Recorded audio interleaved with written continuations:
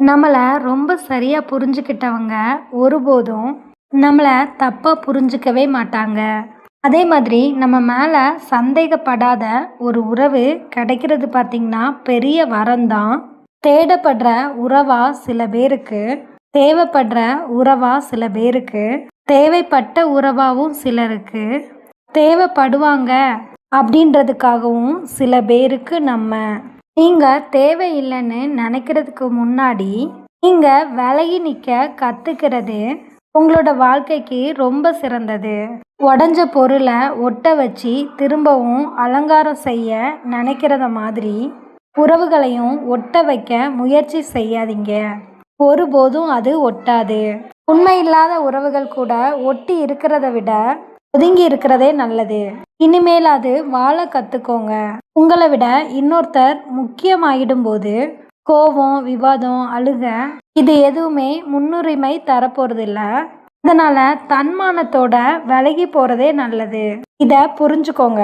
ஒருத்தரால மிகுந்த மகிழ்ச்சியை தர முடியும் அப்படின்னா அவங்களால அதற்கு ஈடான வழியையும் தர முடியும் அப்படின்றத எப்போதுமே மறக்காம நினைவுல வச்சுக்கோங்க. அவங்க வழியை தர்றப்போ சுதாகரிச்சுக்கிறதுக்கு இலகுவா இருக்கும். எவ்வளவுதான் சமாளிச்சு பயணம் செஞ்சாலும் உறவுகளால காயப்படுத்தாம விடுறதில்லை இந்த வாழ்க்கை.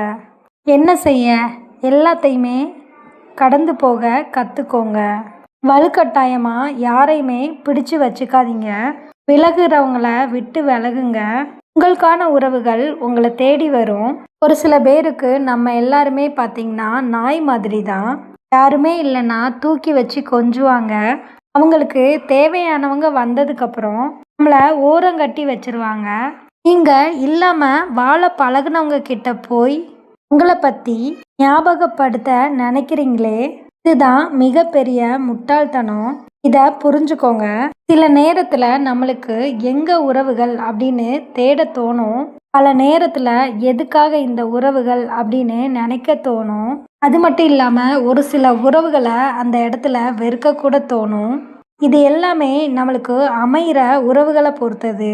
அளவு கடந்த அன்பு கூட ஒரு நாள் வெறுக்கப்படும் அப்படின்றத புரிஞ்சு வச்சுக்கோங்க. உங்களை விட்டு விலகுற உறவுகள் கிட்ட எப்போவுமே வாதாடாதீங்க. மௌனமாக விலகிருங்க. உங்களோட வலியையும் வேதனையும் சொல்லி புரிய வைக்க முயற்சி பண்ணாதீங்க. ஒரு நாள் ஒரு வேளை உங்களை அவங்க சந்திக்கிற இடத்துல ஏண்டா இப்படி உண்மையான ஒருத்தங்களை இழந்தோம் அப்படின்னு எண்ணுற அளவுக்கு வாழ்ந்து காட்டுங்க.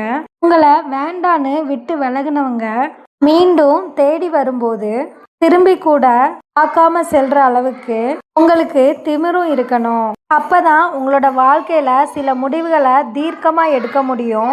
இனிமேல் இதை புரிஞ்சு நடந்துக்கோங்க. யார் உங்களை ஒதுக்குனாலும் புறக்கணிச்சாலும் இந்த கடவுள் தந்த வாழ்க்கைய அவருக்கு பொருத்தமா வாழ்ந்துட்டு போயிருங்க.